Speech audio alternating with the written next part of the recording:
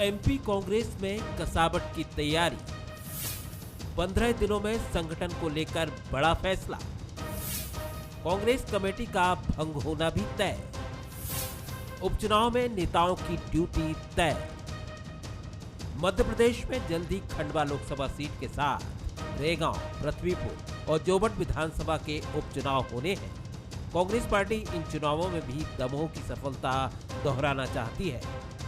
Party ने इसके लिए तैयारियां तेज कर दी हैं। कमलनाथ पार्टी नेताओं के साथ मंथन में जुट गए हैं। लोकसभा और विधानसभा चुनाव में नेताओं की जिम्मेदारी तय की जा रही है। ब्लॉक और मंडल स्तर पर पार्टी का विशेष फोकस है। एक लोकसभा और 3 विधानसभा के चुनाव, जिसमें हमें अपने साथियों की ड्यूटी लगाना है। अभी से दमोह पैटर्न पे हम चुनाव लड़ना चाहते हैं। ये बैठकें 2023 के चुनाव के लिए भी हैं। मध्य प्रदेश कांग्रेस कमेटी को भंग किया जा रहा है, ये तय हो गया है। ये मंथन और चिंतन लगभग हो गया है और मैं समझता हूँ कि देखिए 10-15 दिन में कई बड़े निर्णय कांग्रेस में हो रहे हैं। चाहे वो मुद्दा महंगाई का हो या फिर जो किसानों की जो आज के समय पीड़ा है, जिसका कहीं से भाजपा हल भी नहीं कर रही है, हर प्रकार से तबाही मच गई है। तो जनता आज के समय भाजपा से परेशान है, त्रस्त है, चाहे वो प्रदेश में हो चाहे वो केंद्र में हो। और हमें पूरा विश्वास है कि एक तो चुनाव जब भी होंगे नगरीय निकाय के, उसमें कांग्रेस पार्टी को अच्छी जीत मिलेगी और फिर 2023 में पुनः सरकार कांग्रेस की बनेगी और पुनः मुख्यमंत्री कमलनाथ जी बनेंगे। दूसरी तरफ बीजेपी भी तैयारियों में जुटी है, लेकिन एक दूसरे को छेड़ने का मौका भी दोनों दलों के नेता नहीं छोड़ रहे हैं। अब दिग्विजय का ताजा ट्वीट ही देख लीजिए। वो कह रहे हैं कि मुख्यमंत्री पद की रेस में प्रहलाद पटेल और वीडी शर्मा है। अब ऐसा ट्वीट करेंगे तो फिर जवाब भी वैसा ही मिलेगा। वीडी शर्मा ने कमलनाथ सरकार गिराने का श्रेय दिग्विजय सिंह को दे दिया। इतना ही नहीं, उन्होंने कांग्रेस और बीजेपी के संस्कार को भी परिभाषित किया। खैर, बीजेपी की तरफ से भी कमलनाथ के नेता प्रतिपक्ष और अध्यक्ष पद को लेकर भविष्यवाणियां आ चुकी हैं। लेकिन जहां तक बात उपचुनाव की है, तो गृह मंत्री नरोत्तम मिश्रा का दावा है कि कांग्रेस कितनी भी कोशिश कर ले, चारों उपचुनाव में जीत बीजेपी की ही होगी। बैठकों के दौर तो अच्छी बात है, पर छोड़ेंगे एक भी बात नहीं। वो ये आप तय मान के चलना, कमलनाथ जी किसी पद को नहीं छोड़ने वाले। उपचुनाव भारतीय जनता पार्टी जीतने वाली है चारों। जानकारों की माने तो कांग्रेस उपचुनाव के साथ 2023 के विधानसभा चुनाव की भी तैयारी कर रही है, क्योंकि पार्टी के संगठन को मजबूती देने में वक्त लगता है। उस पर ज्योतिरादित्य सिंधिया अपने दलबल के साथ बीजेपी में जा चुके हैं। ऐसे में कांग्रेस अगर कसावट नहीं करेगी तो उसे विधानसभा चुनाव के पहले नगरीय निकाय में भी जनता के बीच जाना होगा। कार्यकर्ताओं का मोरल बूस्ट होगा, तभी तो जीत की राह आसान होगी। नमस्कार, मैं हूं सोहेल खान और हमारा आज का मुद्दा है कांग्रेस में कसावट। मध्य प्रदेश में 15 साल बाद मिली सत्ता महज 15 महीने में गंवाना कांग्रेस को खल रहा है। पार्टी नए सिरे से संगठन की कसावट की तैयारी कर रही है, ताकि उपचुनाव में भी अच्छा प्रदर्शन कर कार्यकर्ताओं के मनोबल को ऊंचा रखा जा सके और 2023 में बीजेपी को एक जोरदार टक्कर भी दी जा सके। पार्टी में बैठकों का दौर शुरू हो गया है। दिग्गज मंथन में जुट गए हैं। क्या कुछ इस मंथन से निकलेगा, आज हम इसी पर चर्चा करेंगे। मिलिए मेरे साथ जुड़े मेहमानों से। सुशील शर्मा साहब स्टूडियो में मेरे साथ जुड़े हैं, वरिष्ठ पत्रकार हैं, बहुत स्वागत है। दुर्गेश केसवानी साहब प्रवक्ता हैं बीजेपी के, बहुत स्वागत है। अजीत सिंह भदौरिया साहब मेरे साथ जुड़े हैं, प्रवक्ता हैं कांग्रेस के, आपका भी बहुत स्वागत है। शुरुआत सुशील शर्मा साहब आपके जरिए करना चाहूँगा। आप दावे अपने अपने हैं और शायद कोई भी राजनीतिक दल कभी ये नहीं कहता नज़र आता या सुनाई देता कि फला सीट पर हम कमज़ोर हैं या ये सीट हमारे हाथ से जा सकती है। इसलिए उपचुनाव में बीजेपी कांग्रेस दोनों के अपने दावे हो सकते हैं। लेकिन मैं इस उपचुनाव और अब जिसकी सुगबुगाहट शुरू हो गई है, नगरीय निकाय चुनाव का मैं जिक्र कर रहा हूँ, इसको अगर हम पायदान माने तो आपको लगता है कि इसके नतीजे क्या 2023 का जो फाइनल है, सेमीफाइनल का काम करेंगे? इसके नतीजे क्या कुछ एक वरिष्ठ पत्रकार की नज़र देखती और समझती है? देखिए सोहेल जी, एक तो उपचुनाव चूँकि अभी 2.5 साल बचा हुआ है। 2023 के जब आम चुनाव होगा विधानसभा का, उसमें 2.5 साल है। लेकिन 2 महत्वपूर्ण बातें इसमें हैं। एक तो नगरीय निकाय का चुनाव है और दूसरा ये उपचुनाव। उपचुनाव में 3 तो विधानसभा के और 1 लोकसभा का उपचुनाव होना है। देखिए होता क्या है, जब ये चुनाव सरकार के पक्ष में जाते हैं तो सरकार आशान्वित रहती है कि उसका काम ठीक चल रहा है, सरकार की योजनाओं का असर हो रहा है, जनता उसके साथ है। लेकिन ये चुनाव जब परिणाम सरकार के पक्ष में नहीं जाते हैं तो ये मुझे लगता है सरकार के लिए चेतावनी होती है और समय रहते सुधारने के लिए उनके पास समय भी मिल जाता है। तो उस हिसाब से देखा जाए तो ये चुनाव बहुत महत्वपूर्ण है। सरकार स्थिर अस्थिर होने जैसा इन चुनाव से कोई इसका महत्व नहीं बनता है। लेकिन ये है कि अगर कांग्रेस दमोह उपचुनाव से उत्साहित है, उसके परिणाम को लेकर उत्साहित है, तो दमोह चुनाव में जो एक सबसे महत्वपूर्ण फैक्टर था वो ये नहीं था कि कांग्रेस जीत गई, वो ये था कि कांग्रेस बड़े अंतर से जीत गई। जो सीट बहुत कम अंतर से जीत हार तय होती थी वो 17,000 तक की जीत ले गई। तो ये थोड़ा सा सरकार के, चूंकि 12-13 महीने हो चुके थे बीजेपी सरकार के, उसके बाद अगर ये परिणाम आता है तो ये अनुकूल नहीं कहा जाएगा। लेकिन अगर इसके पीछे के आप 2020 के एंड में जो उपचुनाव हुए थे, जो 28 सीटों पर हुए थे, उसका महत्वपूर्ण फैक्टर भी आप समझ लीजिए। देखिए 16 सीटें ग्वालियर चंबल की थी, उनमें से 9 सीटें बीजेपी जीती, 7 कांग्रेस जीती, वो ग्वालियर चंबल पे सिमटा हुआ मामला था। लेकिन बाकी की जो 12 सीटें थी वो बहुत बड़ा संकेत करती है कि उन 12 में से 10 सीटें बीजेपी ने जीती थी।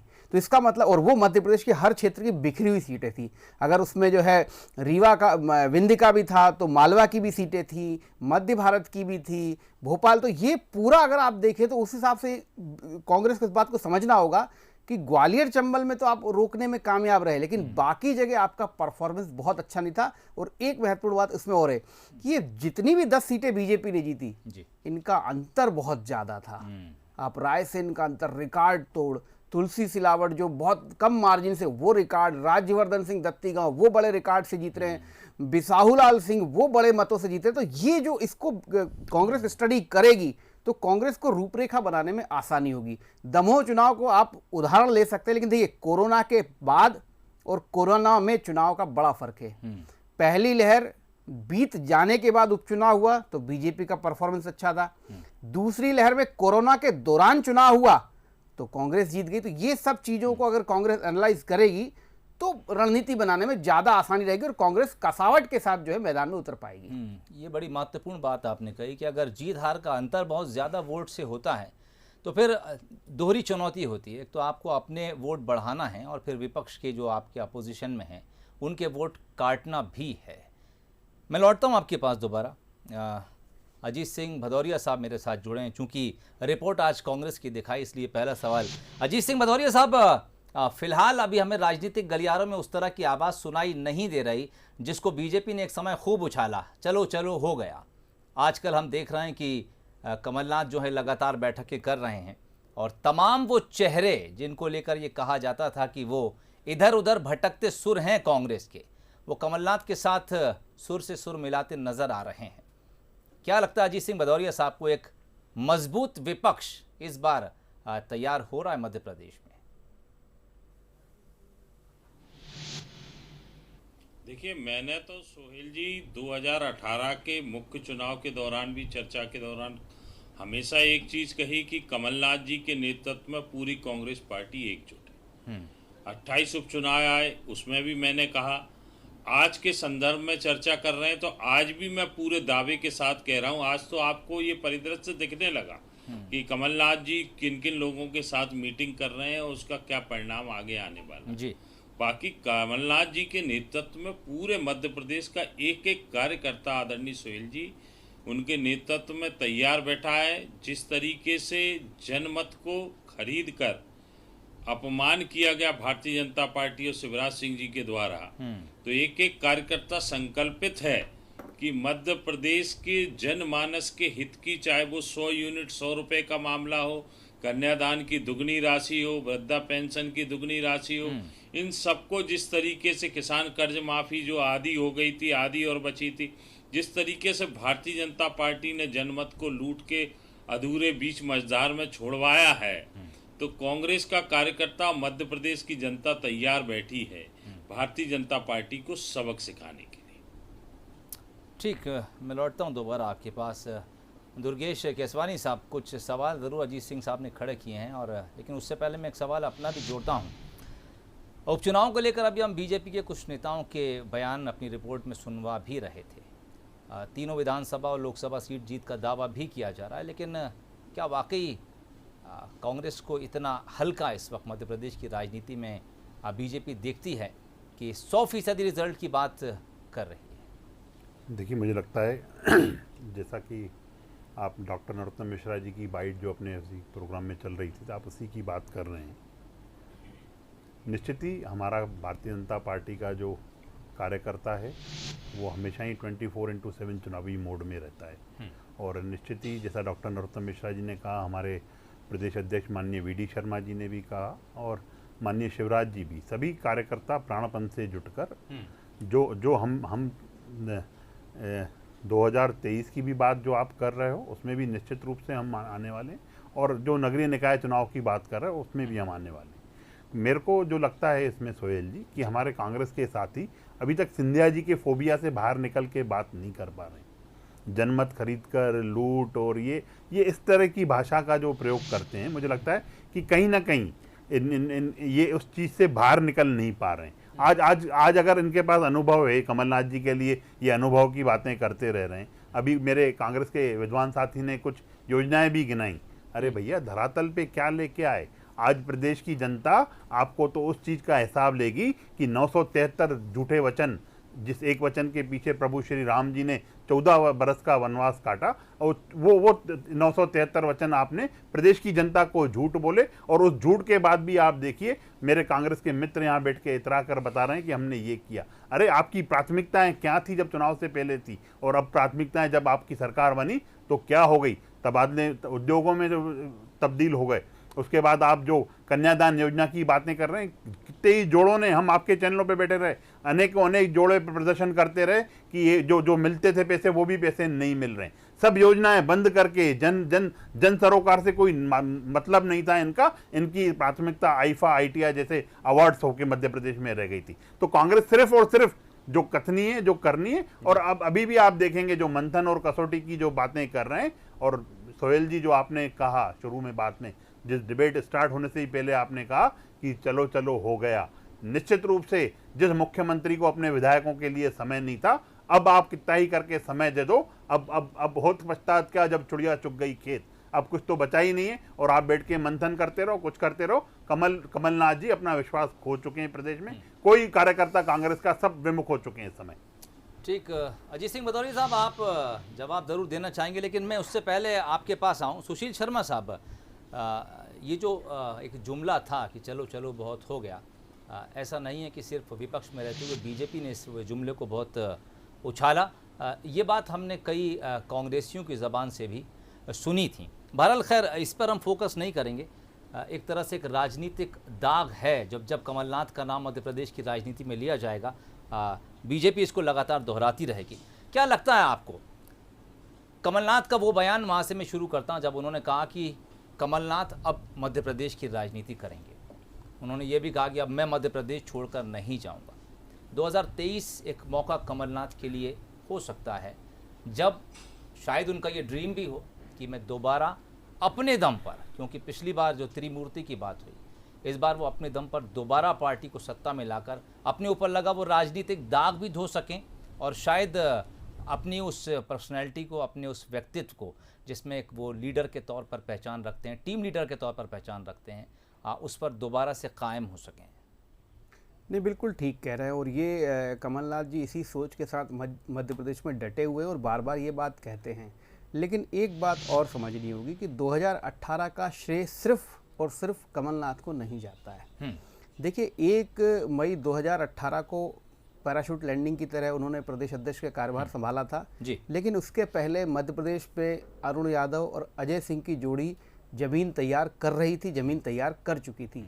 और जब चुनाव कैंपेन भी चला था, तब ज्योतिराज सिंधिया की भी बड़ी भूमिका थी।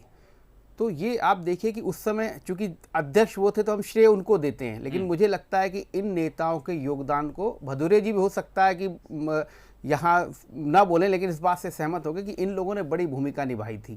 टीम वर्क की तरह काम हुआ था। उन्हें देखिए, सरकार के खिलाफ आरोप प्रत्यारोप की राजनीति में अजय सिंह अरुण यादव ने पूरे मध्य प्रदेश को नापा था। वो बड़ा महत्वपूर्ण रोल था, उसको हम इग्नोर नहीं कर सकते। और 4 महीने में कोई किसी के पास जादू की छड़ी नहीं होती कि सत्ता बिल्कुल जो है बदलने की स्थिति ला दे। दूसरी महत्वपूर्ण बात है, देखिए सरकार आपकी 2020 में चली गई।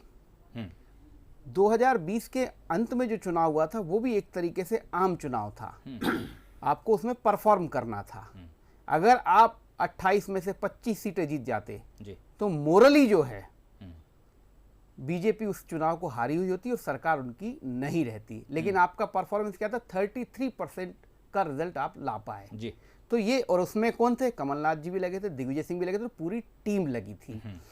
और आम चुनाव की तरह चुनाव था, सबने यही मान के चल रहे थे कि ये 28 सीटों का परिणाम ही तय करेगा कि सरकार रहेगी कि नहीं रहेगी। तो हमने 2018 से लेकर 2023 के बीच में 2 चुनाव देख लिए आम चुनाव जैसे। पहला तो 2018 का, वो 2020 का भी हुआ था, उसमें परफॉर्मेंस अच्छा नहीं था।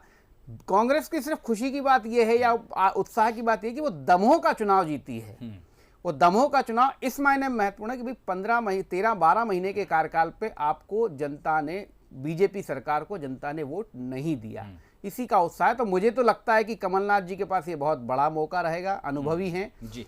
देश प्रदेश के लोग भी देखना चाहेंगे कि आपके साथ जो पूरा घटनाक्रम हुआ और आप उस पे आप कैसे जो है अपने अनुभव के आधार पर पुनः कांग्रेस को स्थापित करते हैं। क्योंकि मैं अभी भी मानता हूं कि अजय सिंह अरुण यादव और ज्योतिरादित्य सिंधिया का बहुत बड़ा रोल था और दिग्विजय सिंह जी का बहुत बड़ा रोल था। उन्होंने जिस तरीके से नर्मदा पर किया, तो वो समग्र प्रयास से हुआ था।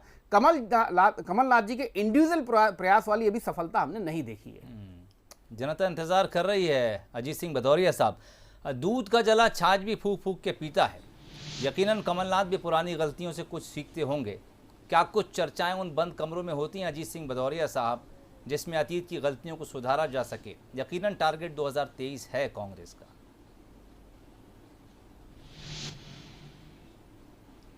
देखिए सोहेल जी, मैं आदरणीय सुशील जी का बहुत सम्मान करता हूं जी। अनेकों बार उनके साथ चर्चा का सानिध्य मुझे प्राप्त हुआ है।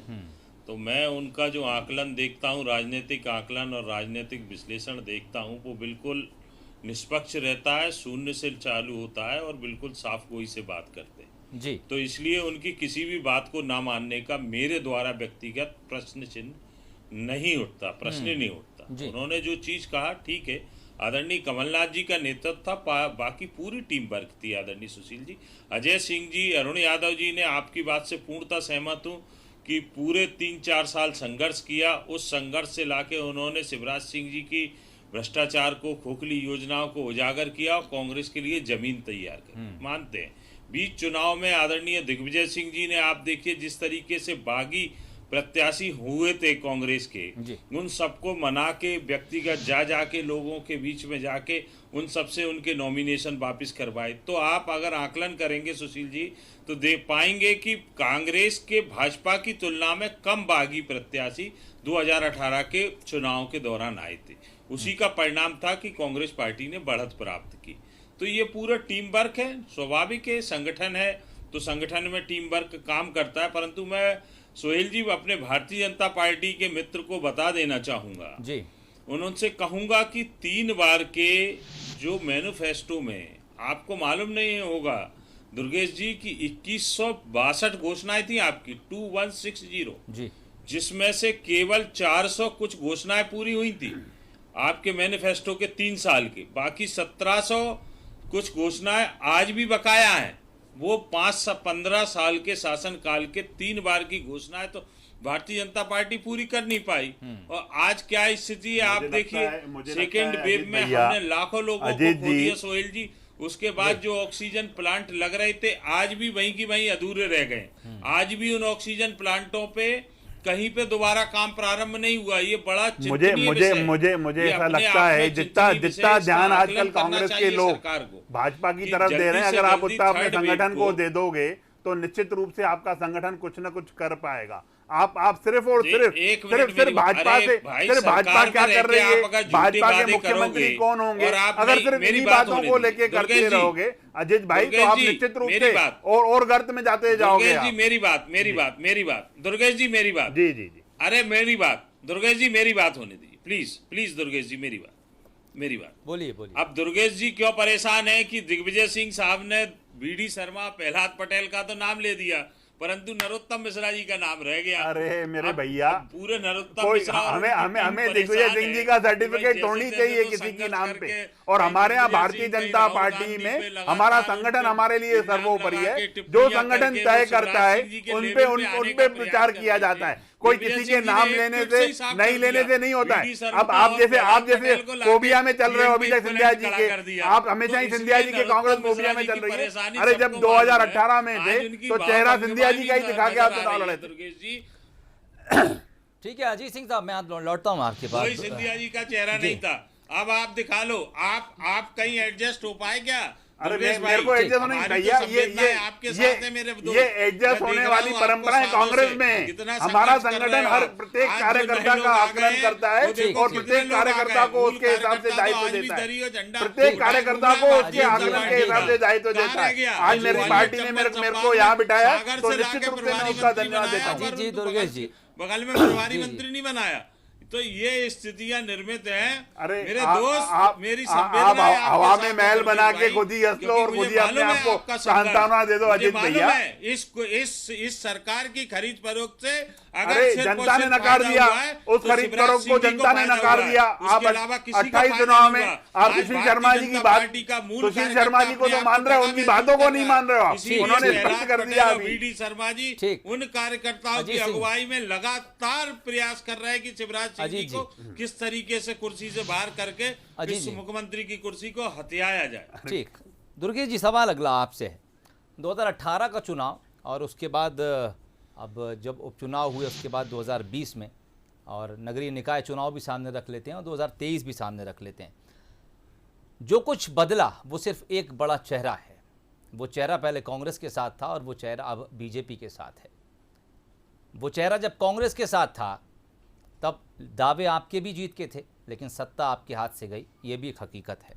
अब वो चेहरा कांग्रेस के पास नहीं, बीजेपी के पास है। क्या बीजेपी इसीलिए इतना कॉन्फिडेंस दिखा रही है? देखिए सोहेल जी, मैं 18 की जब आप बात करते हो तो 18 में भी हम कहीं किसी चीज़ से पीछे नहीं थे। वोट परसेंट में हम उस समय भी आगे थे। हम कुछ गिनतियां जो लोकतंत्र में जो इसकी लगती हैं वो गिनती के उसमें हम पीछे थे, बाकी हम किसी कई चीज़ में पीछे नहीं थे। जिस चेहरे की बात कर रहे हो, हमारी पार्टी भारतीय जनता पार्टी विश्व का सबसे बड़ा संगठन है और उस संगठन का जो श्रेय है, जो कार्यकर्ता है हमारा कार्यकर्ता प्राणपन से जुटकर वो जनता के बीच में रहता है। इस कोरोना जैसे काल में आप देखेंगे माननीय वीडी शर्मा जी ने जब हमारे कार्यकर्ताओं से आग्रह किया तो हम उस कार्यकर्ता ने निकल के सेवा भाव से जो सेवा की, वो निश्चित रूप से भदौरिया जी हंस के उस बात को वो करना चाहेंगे, क्योंकि इन्होंने कुछ किया नहीं उस पूरे काल में। कहीं कोई चीज दिखी नहीं इनके द्वारा, कहीं इनके राष्ट्रीय अध्यक्ष से लेकर जिला अध्यक्ष तक कहीं किसी के कहीं कोई फोटोज नहीं आए, तो उन्होंने कुछ कर ही नहीं पाए जनता के लिए। और हमारा संगठन, हमारा कार्यकर्ता निश्चित रूप से आने वाले समय में और आप देखेंगे सोहेल जी, जो 28 चुनाव हुए थे उस 28 चुनाव में भी हमारा कार्यकर्ता प्राणपन से जुटकर उसने निश्चित ही हमारे सभी उम्मीदवारों को विजय करा। और हमारा कार्यकर्ता 24/7 हमेशा चार्ज रहता है, चुनावी मोड में ही रहता है। वो हमेशा आप जब जिस कार्यकर्ता को जहां संगठन चाहता है वहां उसका सम्मान रखो कार्यकर्ता को, निश्चित ही सम्मान है। वो हमारा कार्यकर्ता का निश्चित रूप से सम्मान है। दोस्त मैं आपके साथ खड़ा हूँ, उस कार्यकर्ता। अरे आप अपनी कांग्रेस के साथ खड़े हो जाओ, वही काफी है। आप अपनी कांग्रेस के साथ खड़े हो जाओगे, वो आपके लिए काफी है। के साथ खड़ी है। सुशील जी, आपका मान सम्मान हमारा मान सम्मान। सुशील जी, प्रोग्राम मेरा आखिरी मिनट में है। मौजूदा वक्त में मध्य प्रदेश की राजनीति के हिसाब से अगर कांग्रेस को हम सामने रखकर देखें, कमलनाथ बतौर नेता, बतौर टीम लीडर आपको क्या सूटेबल लगते हैं? आपको लगता है कि फिलहाल संगठन में अभी किसी तरह के बदलाव की ज़रूरत नहीं है? देखिए सोहेल जी, सबसे बड़ी बात है कि कमलनाथ नहीं तो कौन, ये जो प्रश्नवाचक चिन्ह है इसके उसमें आप नज़र दौड़ाएंगे तो कांग्रेस में अभी ऐसा कोई नेता नहीं है जो समन्वय के साथ कांग्रेस को लेकर चल सके। मैं अजीत भदौरिया जी की इस बात से सहमत हूँ कि टीम लीडर के रूप में उन्होंने सबका बहुत अच्छे से सहयोग लिया और सबको काम दिया और सबसे काम लिया भी, तो ये एक बड़ी बात है। लेकिन इसमें दो चीज़ें मैं और जोड़ना चाहूँगा। देखिए, बीजेपी उपचुनाव 28 जीत के खुश हो सकती है, सरकार बचा के खुश हो सकती है, लेकिन हमने देखा है कि 2018 के चुनाव के पहले जो बाई इलेक्शन हुए थे उन बाई इलेक्शन में बीजेपी को हार मिली थी। तो संकेत वहीं से मिलते हैं कि आप ये चीज़ समझिए कि बाई इलेक्शन पहले कहा जाता था कि सत्ता के पक्ष में जाते हैं, तो वो स्थिति मध्य प्रदेश में अब वैसी नहीं रही है। किसी भी चुनाव में कोई भी सरकार को पटकनी दे सकता है। कमलनाथ उसी स्ट्रेटजी पे काम कर रहे हैं। अब देखना ये कि देखिए, दमोह के चुनाव को आप कोरोना में हुआ चुनाव मानिए, बिल्कुल ठीक। तो कोरोना में एक आक्रोश था, वो अलग चीज है, लेकिन उससे इतर यदि कोरोना के बाद चुनाव होगा तो क्या बीजेपी का वोटर बीजेपी का साथ नहीं देगा?